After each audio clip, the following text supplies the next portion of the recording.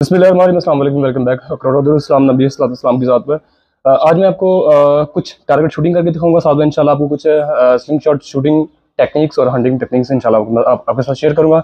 तो मैं अपना ब्लॉग स्टार्ट करने से पहले आपको कुछ अपना सेटअप दिखाता हूँ। तो मैं आज का सेटअप क्या है और मेरे पास स्टिल बोल्स कौन सी हैं। ओके, तो ये वाली स्लिंग शॉट है मेरे पास, ठीक है। लेजर वाली और सिल्वर ब्लू रोप, ठीक है। ODT है ये। और इसके साथ इसका जो रबर बैंड्स लगे हुए हैं ये प्री साइज के 0.4 mm लगे हुए हैं बैंड, ठीक है, प्री साइज के हैं। और इसकी जो मैं मेजरमेंट बता देता हूँ, ये 6.5 इंच लंबे हैं, ठीक है। 20 mm ये चौड़े हैं, ठीक है। मतलब टेपरिंग नहीं है, ठीक है, टेपर नहीं है, स्ट्रेट कट है। ओके, तो ये स्लिंग शॉट है मेरे पास। और इसके साथ मैं आपको जो 6 mm इंशाल्लाह इसके साथ बॉल यूज करेंगे, ठीक है। ये मैंने 6 mm स्टील बॉल्स के लिए जो ना इसके लिए सेटअप बनाया हुआ है, ठीक है। तो बॉल्स मेरे पास आज जो है ना ये बॉल्स हैं, ठीक है। ये वाली स्टील बॉल्स है मेरे पास 6 mm की, ठीक है। तो इंशाल्लाह इसके साथ मैं आज आपको टारगेट शूटिंग करके दिखाने वाला हूँ, ठीक है। तो ये और ये ओके, ये मेरा सेटअप आज का। तो मेन क्वेश्चन यही पूछा जाता है हमारी वीडियोस में, भाई आप कौन सी गोली यूज कर रहे हैं और कौन सा रबर बैंड यूज कर रहे हैं। तो मैंने आपको उसके बारे में बता दिया। तो मेरे पास ये अभी स्लिंग शॉट है। इंशाल्लाह मैं इसके साथ कुछ आपको शॉर्ट्स लगा के दिखाता हूँ फर्स्ट ऑफ ऑल, ठीक है। 42 mm चौड़ा मेरा पाउच है, उसमें मैंने 6 mm की गोली रखी है, ठीक है। तो मेरे पास ये सेटअप है। तो अभी मैं इसको चेक करता हूँ, क्योंकि जब भी आप नए सिरे से कोई भी स्लिंग शॉट पे रबड़ लगाते हैं तो उसका रेफरेंस जो ना पहले से हमेशा जो ना उसका रेफरेंस चेंज बनता है, ठीक है। तो जब भी आप अभी मैंने इस पे नया रबड़ लगाया तो इस पे मेरा निशाना पहला मिस हो गया, हो सकता है दूसरा मेरा लग जाए, क्योंकि मैंने अभी जो पहले जो मैंने टारगेट लगाया वो नीचे लगा है। अब मैं जब लगाऊंगा तो मैं ब्लेड को थोड़ा सा ऊपर रख लगाऊंगा ताकि निशाना इसका सीधा जाए। अब लग गया ना निशाना। तो यही वजह होती है कि जब आप प्रैक्टिस करते हैं या जब भी नया रबड़ लगाते हैं तो उसका रेफरेंस पॉइंट हमेशा पहले से मुख्तलिफ बनता है, ठीक है।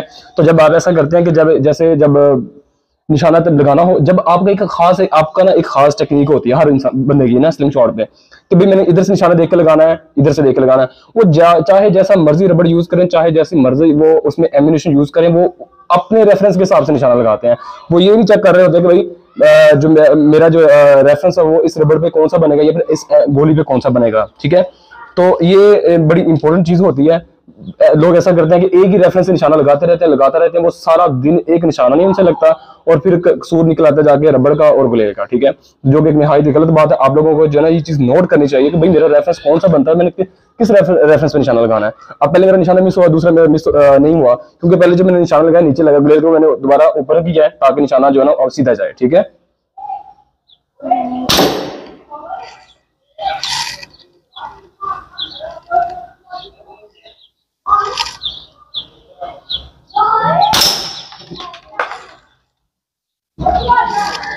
तो ये आपको मैं बता रहा हूँ, सिंपली आपने क्या करना है, गुलेल को आपने ग्रिप करना है, मतलब कि ग्रिप इस तरह करना है कि जो भी पकड़ने का जो भी है ग्रिपिंग स्टाइल है, ठीक है।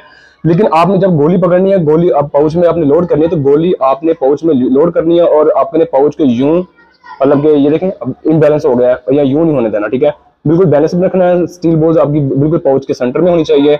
फिर आपने गोली को पाउच को जो पाउच के अंदर जो स्टील बॉल है ना उसको आपने होल्ड करना है, ठीक है। होल्ड करके फिर आपने इसको ड्रा करना है और अपनी इसको अपने निशाना लगाना है।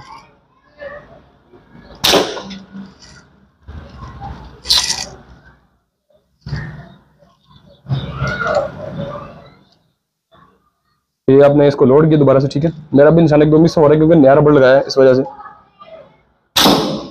तो ये मामला है। अक्सर का जब बंदा नया रबड़ लगाता है ना तो उसका रेफरेंस पॉइंट है ढूंढते ढूंढते 5, 7, 8, 10 निशाने अक्सर औकात मिस हो जाते हैं, ठीक है। तो आपने एक बात आपको और बता देता हूँ, देखें मजे की एक चीज ये है कि देखें जब आपके पास कोई भी रोल रबड़ है, ठीक है, रोल का रबड़ है, आपने चेक करना है कि मेरी ड्रॉ लेंथ कितनी है। अगर आपकी ड्रॉ लेंथ मतलब यूं खींचे, मतलब मैं आपको बता देता हूँ, ठीक है, इंपॉर्टेंट चीज है, इसको नोट कर लीजिएगा, ठीक है। ये आपने ये जो ब्लेड ड्रा की है ना, इसकी जो ड्रॉ लेंथ बनती है ना, मतलब इधर से लेकर रबड़ के यहाँ तक, ठीक है, जो मेरे नोज के बिल्कुल नीचे है, ठीक है, ये जो आपस में बीच का जो एरिया होता है इसको बोलते हैं ड्रॉ लेंथ। अब आपने करना क्या होता है, आपने ये करना होता है, आपने रबड़ स्पेसिफाई रबड़ लेना होता है, ठीक है। अब आपने उस हिसाब से अगर रबड़ आपको मतलब फर्ज करेंगे ड्रॉ लेंथ बनी है 25 सेंटीमीटर, ठीक है, मतलब 2 इंच पूरी बनी है, 25 सेंटीमीटर बनी है, तो 2 फुट बनी है, ठीक है। 2 फीट अगर 24 या 25 इंच बनी है तो आपने क्या करना है, आपने उस हिसाब से रबड़ लेना है कि जो आपको 25 इंच जब रबर ड्रा करें ना तो आपको मैक्सिमम पावर दे। ये नहीं करना, वो जो मैक्सिमम पावर देने वाली जो मेजरमेंट है वो हो सकता है 6.5 इंच हो, 6 इंच पूरी हो। जैसा कि अभी मैंने आपको वीडियो में स्टार्ट से पहले बताया कि भाई मेरी जो ड्रा लेंथ है रबर की जो मतलब कि मेजरमेंट है वो 6.5 इंच लंबी है।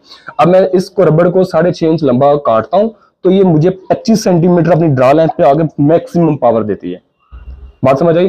अब हर बंदे की हाइट और बाजू की लेंथ और उसकी खींचने की जो ड्रा लेंथ की जो उसकी मेजरमेंट होती है ना, वो लेंथ की मेजरमेंट वो हर बंदे की डिफरेंट होती है। इसलिए आपने क्या करना है, अपनी पहले तो चेक करना है कि मेरी ड्रा लेंथ कितनी बनती है, उस हिसाब से फिर आपने रबड़ को काटना है कि भाई मैं इतना रबड़ काटूंगा तो फिर मेरी मैक्सिमम मुझे पावर मिलेगी, तो मेरा निशाना इधर आगे सही लगेगा।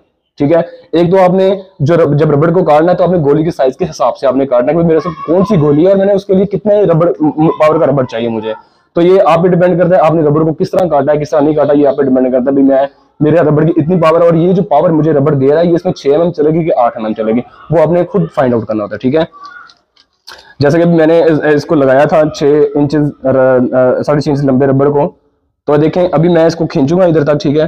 तो ये मैक्सिमम इधर तक आना चाहिए, ये नहीं खींच वो आपको पीछे भी जा रहा हो और आप कहेंगे मैंने इसी 6 mm चलानी नहीं। अब जब खींचे तो आपकी इधर आकर आपको मैक्सिमम पावर दे दे। ठीक है। तो जो मैक्सिमम पावर जब दे देती है तो आपका रबड़ फिर कह लें कि रबड़ ठीक है आपका। ठीक है, जो आपने लगाया हुआ है। जैसे कि भी मैंने आपको ये दिखाया है। ठीक है। तो ये मामला है, इसमें आपने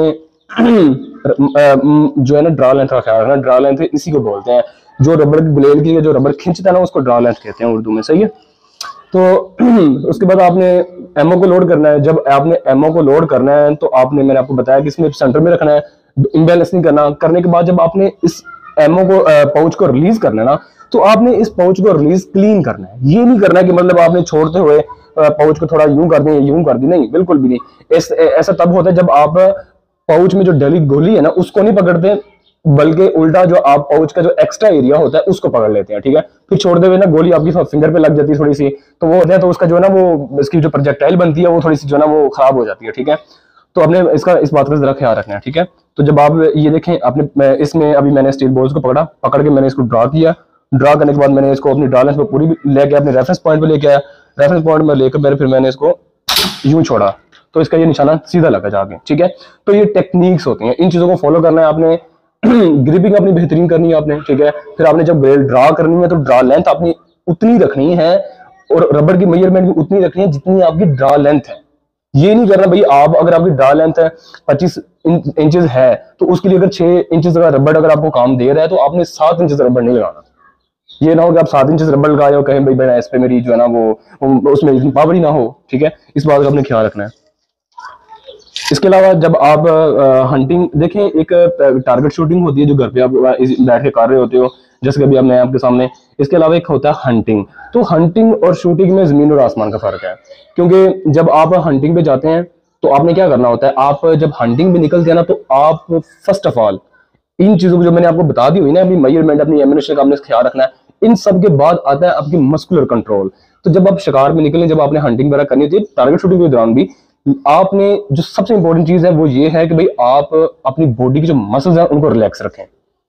फर्ज करेंगे अगर आप शिकार में निकल गए हैं, आप शूटिंग कर रहे हैं और अगर आपको बुखार वगैरह हुआ है या फिर आपको कोई भी जो है ना इस वक्त आपकी बॉडी जो है ना कोई भी अब नॉर्मल एक्टिविटी कर रही है, तो फिर आपने अब निशाना सीधा नहीं लगा सकते, क्योंकि जब आपने निशाना लगाना होता है तो आपके ये जो मसल्स है ना, ये जो बाजू के मसल्स हैं इधर के या इधर के, ये दोनों मसल्स जो है ना आपको निशाना लगाने में एक्यूरेसी देते हैं। ये एक्यूरेसी तब देते हैं जब दोनों मसल्स ठीक हो, मतलब इनमें पावर भी ठीक हो और ये मसल्स रिलैक्स हो। ये ना हो कि अगर आपको फीवर हुआ है तो फिर आपको जो है ना थोड़ा सा इशू करवा रहे हैं। ठीक है। तो अभी जब मेरे मसल जो है ना आपको नजर आ रहे हैं बिल्कुल इस वक्त जो है ठीक है। ठीक है। तो अभी मैं जो है ना जब इसको खींच रहा हूँ तो मेरी जो है ना जब मैं निशाना छोड़ रहा हूँ तो ये मतलब कि ईजी होकर निशाना मैं लगा रहा हूँ। ठीक है। अगर ऐसा है कि भाई मैं अगर इसको मतलब बुखार, फर्ज करें मुझे बुखार हुआ है, ठीक है, तो जब मुझे बुखार हुआ होगा ना, पता क्या होगा बताता हूँ आपको। ये मैंने स्क्रीनशॉट लोड कर ली।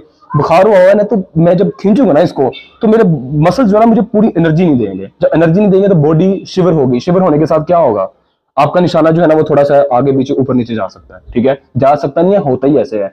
ओके। मैं एक दफा मेरे साथ भी ऐसा हुआ था कि मैंने ना बुखार की हालत में मैंने टारगेट शूटिंग शुरू कर दी। ठीक है। तो मेरे साथ ऐसे ही हो रहा था कि मेरा निशाना नहीं लग रहा था। तो बाद में जब मुझे पता चला कि भाई मेरे बॉडी के मसल्स रिलैक्स नहीं है, तो इंपॉर्टेंट चीज है अपने मसल्स अपने रिलैक्स करने। 4 बातें मैं आपको बता दी। ठीक है। तो ये चीज़ है, ये इंपॉर्टेंट चीज़ें हैं, 4-5 स्टेप होते हैं जो इंपॉर्टेंट होते हैं। और सबसे अहम बात एक और भी है कि जब आप निशाना लगाते हैं तो आप लोगों को प्रैक्टिस की जरूरत होती है।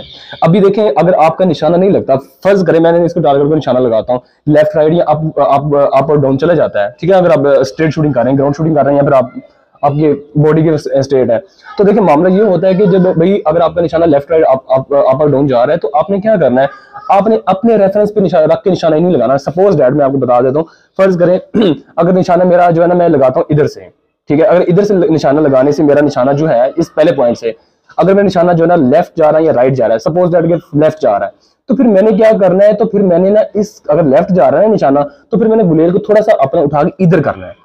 इधर लेफ्ट हो रहा है ना, तो इधर मैंने थोड़ा उसके अपोजिट थोड़ा सा उसकी जो है ना वो मैंने रेफरेंस में चेंज कर देना है। थोड़ा सा लेफ्ट जा रहा है तो मैंने उसको थोड़ा सा राइट कर देना। अगर निशाना थोड़ा सा राइट जा रहा है तो मैंने गुलेल को लेफ्ट करना है थोड़ा सा, या अपने रेफरेंस पॉइंट को थोड़ा सा मैंने लेफ्ट करना है, ताकि अगर वो यूं करके लेफ्ट जा रहा है तो मैं राइट कर दूं, राइट जा रहा है तो लेफ्ट कर दूं। इसी तरह आपने अप और डाउन के लिए वाइस वर्सा इसी तरह आपने जो है ना इस इंस्ट्रक्शन को ना आपने फॉलो करना है, ठीक है। तो ये इंपॉर्टेंट चीज है, जब आप निशाना लगाते हैं तो आपने एक ही काम नहीं करना, बिल्कुल भाई मैं लगाता जाऊंगा, अगर इस रेफरेंस से लगता है, नहीं लगे तो नहीं लगे। हर दफा रेफरेंस चेंज होता है। तो अच्छे शूटर की जो है निशानी यही होती है कि वो ना टेक्निक्स का काफी ख्याल रखता है। टेक्निक्स का ख्याल रखने से जो है ना बंदे को एक्यूरेसी बंदा हासिल कर सकता है। सही है, इस बात का आपने हमेशा ख्याल रखना है। तो ये देखें, अब मैं इसको ड्रा कर रहा हूँ, ठीक है। मैंने ये ग्रिप स्लिंगशॉट ग्रिप किया हुआ, ये मेरी ग्रिपिंग स्टाइल है, ठीक है। ये मैंने लोड की हुई स्लिंगशॉट, अब मैं इसको ड्रा कर रहा हूँ, मेरे मसल्स रिलैक्स हैं। मैंने अभी ये इसको अपने एमिनेशन को जो है ना टारगेट को फिट किया और मैंने छोड़ दिया और निशाना ये लग गया। सही है, तो इन चीज़ों का आपने ख्याल रखना है और आपने प्रैक्टिस करनी है। प्रैक्टिस वेरी इंपॉर्टेंट थिंग, ठीक है। प्रैक्टिस अगर नहीं करेंगे तो भाई आपका कुछ भी आप कर लें, आपका निशाना सीधा नहीं हो सकता। अगर आप दिन में, मैं आपको बता दूं, अगर दिन में अगर आप 20 मिनट भी प्रैक्टिस करते हैं तो आप एक हफ्ता भी प्रैक्टिस करेंगे तो आप 50% मैं आपको बता दूं आप स्लिंगशॉट टेक्निक्स को जान जाएंगे। सही है, तो आप कोशिश करें कि जितना होता है कि आप उतना अपने आप को बेहतर बनाएं। जितना बनाएंगे, प्रैक्टिस करेंगे, बेहतरी आएगी। जितनी ज्यादा प्रैक्टिस करेंगे उतनी ज्यादा गलतियां भी निकलेंगी, जितनी गलतियां निकलेंगे उतनी इंप्रूवमेंट होगी, ठीक है। तो गलतियां निकाला करें, ये ना हो कि भाई आपने निशाना लगाया, आपने गुलेल को लोड किया, निशाना लगाया, निशाना लगा कोई नहीं, ठीक है, और आपने गुलेल पे इल्जाम लगा दिया, ठीक है। तो आपने गलतियां नोट करनी है, गलतियों को साड़ी पे उसको नोट करते जाएं, ठीक है। गलतियों के साथ कंप्रोमाइज नहीं करना, उनको उल्टा नोट करना है, ठीक है। नोट करके साइड पे, अगर मैं ये गलती कर रहा हूँ इसको मैं दोबारा नहीं करना। जितनी गलतियां बार बार हो रही हैं उनको रिमूव करते जाए। इवन कि आप एक टाइम ऐसा आएगा कि भाई आपका निशाना ठीक हो जाएगा, आपकी जो ना वो प्रैक्टिस इस हद अच्छी हो जाएगी कि जब भी कोई निशाना लगाएंगे, चाहे वो अपवर्ड हो, डाउन टारगेट हो या फिर फ्लाइंग टारगेट हो, तो आप उसको जो ना आप हिट कर सकें, ठीक है।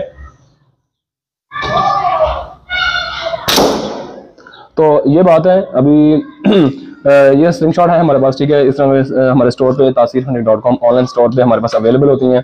और इसके अलावा हमारे पास व्हाट्सएप नंबर भी हमारा है, ठीक है। हमारा व्हाट्सएप कस्टमर सर्विस भी है, ये ऊपर आपको स्क्रीन पे शो हो रहा है नंबर हमारा, उधर भी आप कॉन्टैक्ट करके कोई भी चीज़, रबर बैंड अगर परचेज करना है रोल फॉर्म में, रेडीमेड फॉर्म में, या फिर आपने स्लिंगशॉट परचेज करनी है, तो काफ़ी प्रोडक्ट्स हमारे पास पड़ी हुई हैं, तो आप हमसे परचेज वगैरह कर सकते हैं, ठीक है।